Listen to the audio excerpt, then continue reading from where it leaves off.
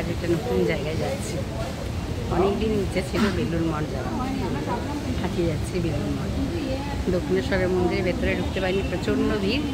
গঙ্গার ঘাটের আমি একটু গঙ্গা জল মাথায় দিলাম, দিয়ে এবার যাচ্ছি বেলুড় মঠ। টিকিট কেটে বসে আছি, 11টার সময় লঞ্চ। খুব ভালো লাগছে, লঞ্চে করে পার হবো গঙ্গাটা। অনেক দিন লঞ্চে চাপিনি, সেই ছোটোবেলায় চেপেছিলাম বড় মামার সাথে। বড় মামা আমাকে, আমার মামাতো বোনকে, মামাতো ভাইকে নিয়ে বেলুড় মঠে গেছিলো। তখন আমি অনেক ছোটো, সেই হারিয়ে যাচ্ছি আমার বরের সাথে। আমরা এখন বসে আছি, আমার বর পেয়ারা খাচ্ছে, আমিও খাচ্ছিলাম। এখন পেয়ারা খাচ্ছে।